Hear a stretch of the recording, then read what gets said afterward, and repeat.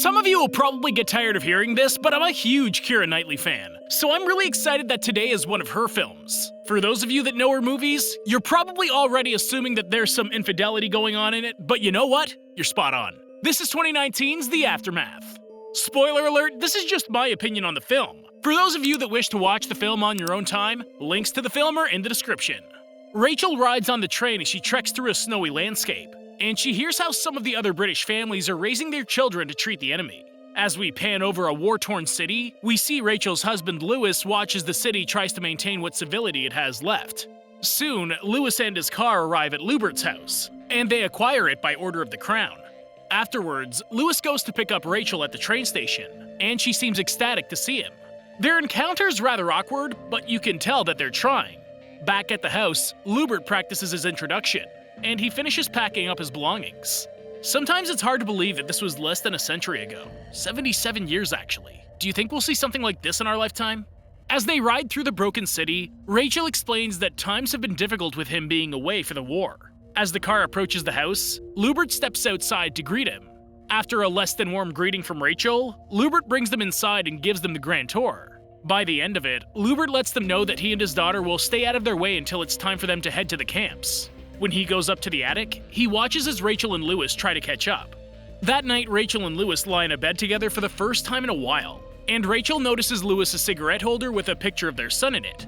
The next morning, Lewis goes out to check on a problem spot, and he meets Keith, an intelligence officer who has it out for the Germans. After he shoots a boy that's part of a resistance group, Lewis can't help but feel a certain way. It's always nice to remember that not everyone thought the same way. Yes, they had a job to do, and yes, there was a general hatred, but that didn't mean everyone thought everyone was to blame for everything.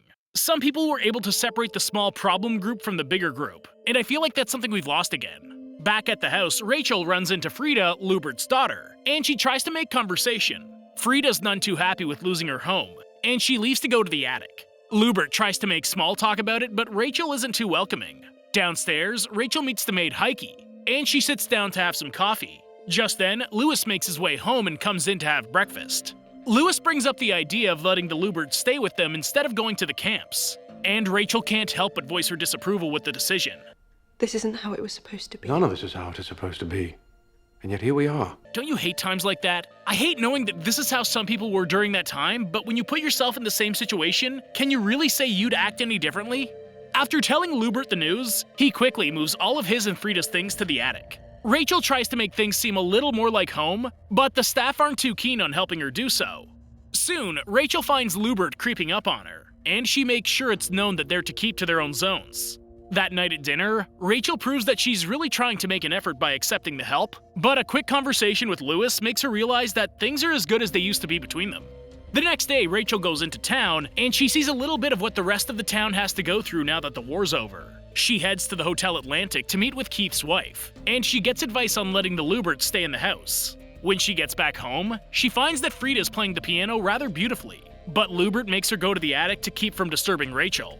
If it wasn't for Frida, I'm not sure Rachel would have ever softened up. It's a little harder to tell a girl to stay in the attic than a 6'4" man.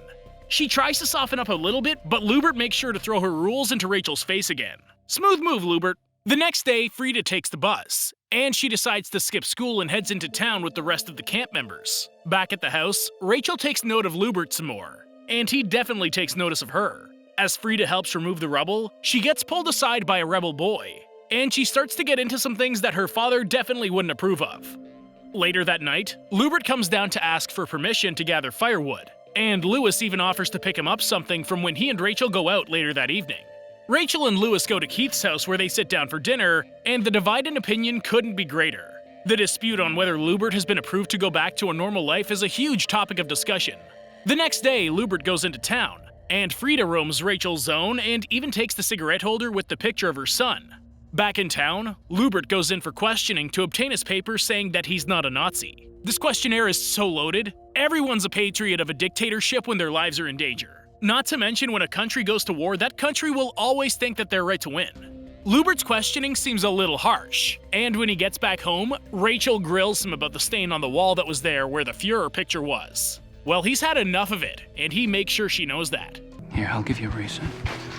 Who didn't see that coming? And I'd say it's safe to assume that that moment was the catalyst for what's yet to come. It's a Keira Knightley movie, you know what you're in for.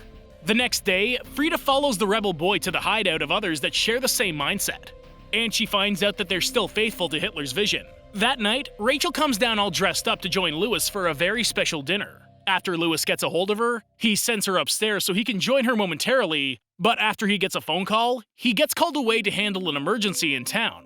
Rachael is none too pleased about it, but there isn't really much she can do about it. In town, Louis finds out that a bunch of German citizens are rioting in the streets because they aren't getting enough food. What he doesn't know is that Lubert is just passing by, and he gets caught up in the crossfire while trying to help an old woman.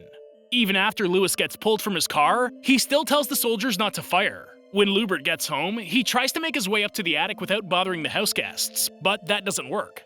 Leave it to Keith and his wife to cause a stir. The wife tries to get Lubert to join them for some reason, and Keith bangs the keys on the piano that belong to Lubert's wife. I mean, if anything's enough to get you going, it's disrespecting your personal property.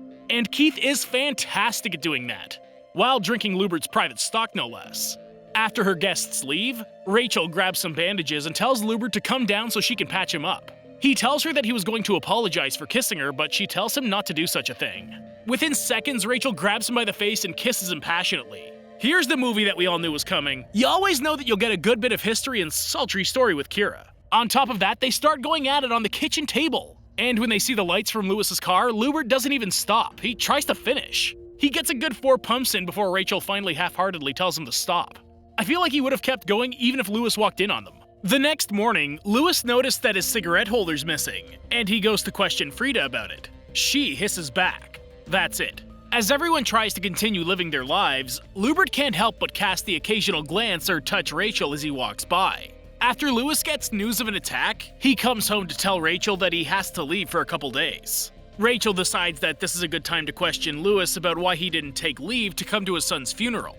After this, Louis leaves to go to his mission, and Rachael is left in the house with Lubert and the staff. She tries to pass the time by playing piano, but she draws the attention of Frida, who comes over to join her. As the two of them play together, Lubert takes notice, but when Rachael starts talking about her dead son, she notices that Rachael is still very upset. Rachael actually scares Frida away, and Lubert comes over to comfort her. Poor Frida has no idea what just happened. She doesn't understand enough English, if any, and Rachael just spilled her heart out to her. She probably doesn't have the best opinion of British people at the moment.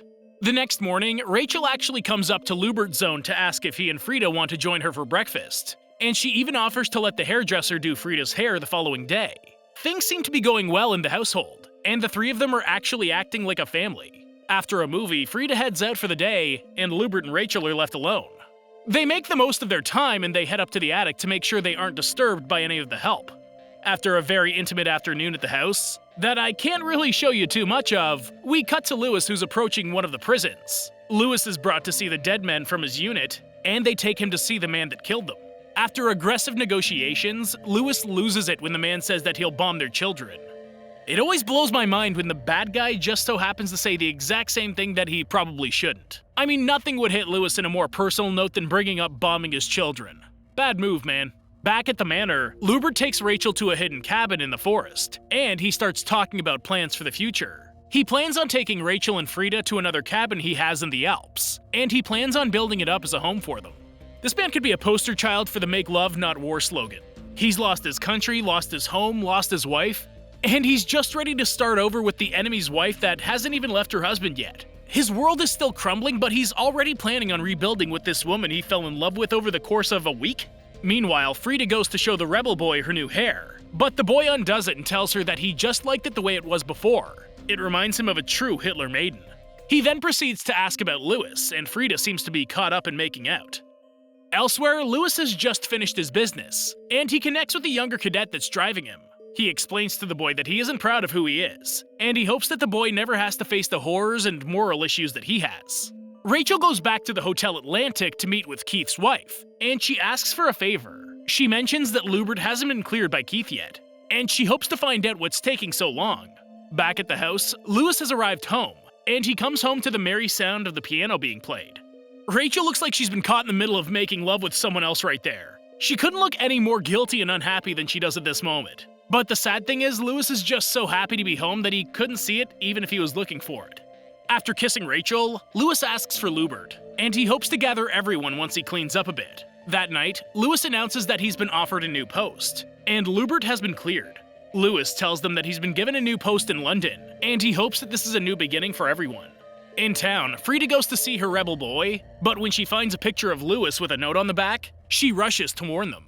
As Rachael gets ready to go to dinner, Lubert tells her that she has to tell Lewis that she's leaving him or he'll tell him. Once at the dinner, Lewis finds out from Keith that Rachael is the one that pressed for Lubert's clear status. After Lewis thinks about it, he goes to dance with Rachael and he asks her to tell him that he's wrong for thinking it. When she simply apologizes, he knows what's going on. After Lewis asks when their marriage died, she tries to get him to understand that it ended after their son died. Neither of them can accept any of it, and Rachael rushes outside to go home. After Lewis gets the keys from the boy and hops in the driver's seat, they make their way back to the manor. Of all the things I expected in this movie, a jump scare was not one of them. Once Lewis brings the car to a stop, he gets out to chase after the assailant. After spotting the rebel boy, he gives chase and soon they come to a large frozen lake. As Frida shows up, the ice gives way under the boy, and he sinks to his death in the cold water. After the three of them finally make it back to the manor, everyone faces the truth of their situation. Frida's sad to have lost the rebel boy, but she finally tells Lubert how much she misses her mother. Lewis explains that he can't blame Rachael for wanting to start fresh, and Rachael feels the gravity of the changes that are about to come. The next morning, Lubert finally faces Lewis, and Lewis tells him to just go. This is the most anticlimactic interaction ever, but also the most tense one. The two men literally don't make a single sound other than Lewis telling him to go. Maybe 3 boot step sounds, but that's about it. When Rachael comes down to say goodbye, Lewis asks if their son suffered in his death. She explains that he was in the middle of the blast, so it was painless. Lewis tries to explain that she's just a constant reminder of their son, and he tells Rachael that she'll always be the best part of him. Rachael can't take the guilt, so she rushes out to get in the taxi with Lubert and Frida. After they drive off, Lewis becomes distraught as he realizes that he's lost everything and everyone. When they get to the train station, all 3 of them go to get on the train, but Rachael's had a change of heart. As the train pulls away, Rachael asks Lubert to forgive her, and she makes her way back to the car. As Lewis throws the last of his things into the transport, he happens to notice Rachael walking up through the trees. He rushes to her and embraces her as if he's the happiest man in the world. I mean, most of you already know that I'm going to tell you to watch this movie in your own time, but for any other Keira fans out there, this is a much happier ending than her movies usually are. Anyone who's seen Anna Karenina or Atonement knows exactly what we're going to get. This isn't the case this time. Thank you for watching, and I hope you enjoyed the video. Don't forget to like and subscribe for more like this one. Comment what you think I should watch next, and I'll see you in the next video.